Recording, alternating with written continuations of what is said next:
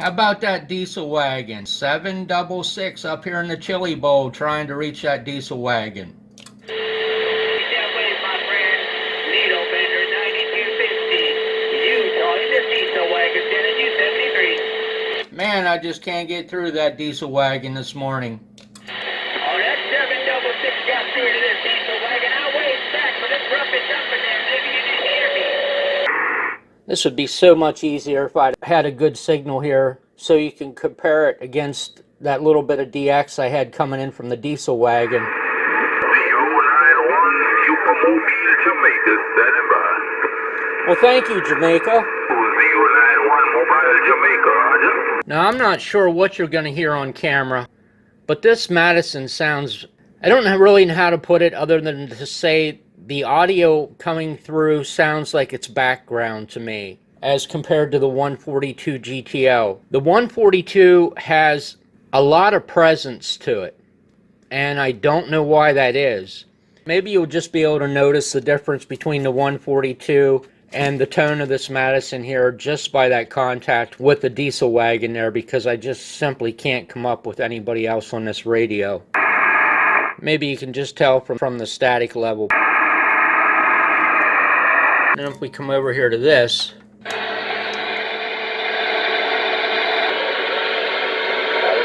I think you should be able to hear the difference just in that alone. I used a speaker with a whizzer cone in it, and the reason I did that is to try to get some more high frequency coming through the speaker, because it seems like high frequency is what we need, or what I need, to have a little bit better definition. Whizzer cone just increases the frequency response above what this cone here can vibrate at. It's just an easy way to put a little bit of high frequency treble onto something that really can't produce treble to start with. Everything's dead here. So what I've done here in an effort to try to find which would be the easiest and most sensible direction to go with this Madison was to compare all the audio circuits coming off the receiver the whole way through the audio amp between the 142 GTL, the Madison, and the Cobra 2000, just to see if any differences popped up that might be related to tone, and why the tone on this Madison is so much lower than what I would like. And I came up with one capacitor, C75.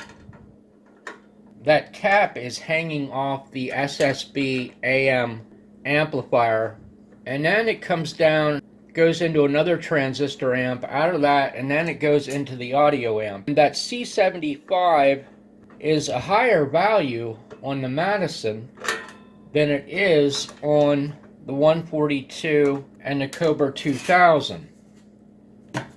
And having a higher value in there where this cap is at would certainly tend to produce lower frequency sounds out of the speaker. My very first thought was to build a 3-band parametric equalizer and put in this radio. But the chances of finding a place to put that would not be overwhelmingly great, although I know I could pull it off if I really wanted to. That way, if I did that, I could define what frequencies I want to cut and boost, if you see the logic there. When you design and build something yourself, you can make it anything you want. So we want to find C75. It is an 047 on this Madison, and it's an 033 on the 142 GTL and the Cobra 2000. Really good luck seeing anything in here. Many hours later, it is C75, sets right there, and there's a TR19 down underneath here. It's an 047 Mylar. So we're going to put in a QYX. This is an 033, and this should give the radio some more treble in itself. But I'm also going to make one other change too.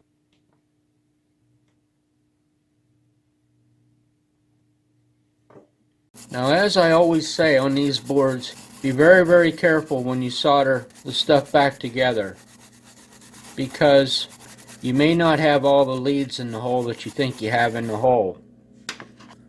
When you're using these solder suckers, the tip bumps against the board, and then what happens is the leads are cut so short on these stinking things, it pushes the lead out of the board. If you don't pay attention, what will happen is you end up putting solder back on the board, and a part will be pushed out the other side.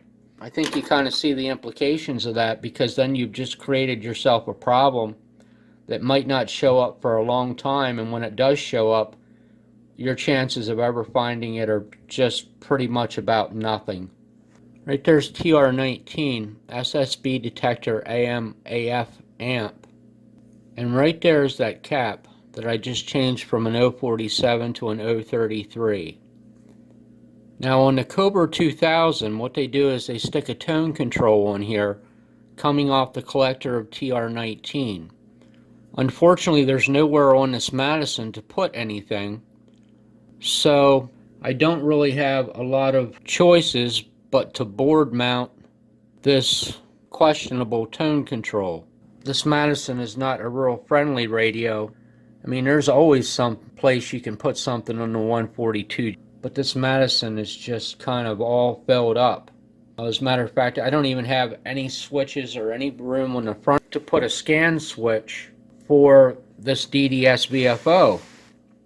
Because the only button I had available was the channel 9. I used that for another function. So now I need a 5K trimmer and some variety of 0.1 Mylar. This one here, actually, I know what this one came off of. I have incredible memory. This was actually on the final of a radio I did a couple years ago. These are the film and foils that Sansui uses in their tone controls. And then there's the conventional green chiclet. So that cap and that resistor has got to go right across that cap I just put in there. This side here is ground. This side here would be the collector of TR19. So somehow I got to fit both of these across that. I kind of see maybe what can happen here. This is all ground here. So that gives us distance from this point right here. And distance is what we need to fit that in there. I think what we need to do is solder this cap right here at this point, and then try to finagle that trimmer resistor over top here, soldered to ground. If you see the method to the madness, try to place it in a way that it's the strongest mechanical connection to the board. Now I just have to figure out which way to orient this pot, because least resistance on this pot is going to be the lowest tone. So we want this pot spinning the right direction. Tone low there, tone high clockwise. So right there in that position of high tone, we want the most resistance across whichever two of these it ends up being. So we want these two together. And that should give us most resistance when the tone should be the highest. There we are. So these two parts of this pot got to solder down to that ground path. This leg bend up because it needs to be high off the circuit board to attach to the cap. So then the next part is try to see where we can finagle this pot onto the board at. Well, it would end up sitting about like so. Can't spin this around because the ground path is not there to solder it down to. At least it's got two connection points to the board, so the pot's not likely to break off the board when you adjust it. That's always a bonus. I don't think I can put this pot on there with a camera in front of me, but the camera's got to go. Now I'll try to get the cap on.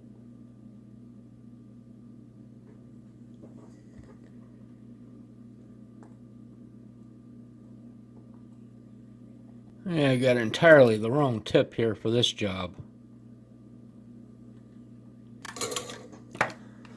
This isn't the best position to have the board in either to do this.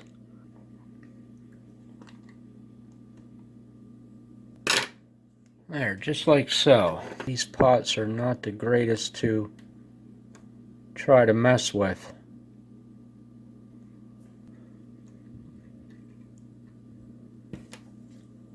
Just have to bridge that a little bit there. Looks pretty good. It's nice and strong. Let's see if it works. So back onto the same speaker. 008 Commission back to Oregon, 924 said that. My wife, bless her heart, she got a pairs of them stinking things and gave them to everybody. If I can't, look at the sun with them because the sun's not out there, I'll go and do some welding. I'm almost inclined to say that this radio has more treble. So let's see if the control works. Yeah, I'm going to stay right here, man. I'm going to stay on the air as long as I can. But when the grid goes, I might have to go too. So. All right, White Lighting, 59 in Houston. Y'all know who it is. I'm just out here having fun. 73, 59. You're off frequency, and I don't care. I absolutely do have more treble coming out of this radio. I could tell instantly when I turned this on channel 38, just from the sound of the 111111111, because usually it's really bassy. Grid might fluctuate a little bit. That's going to really freak everybody out, ain't it?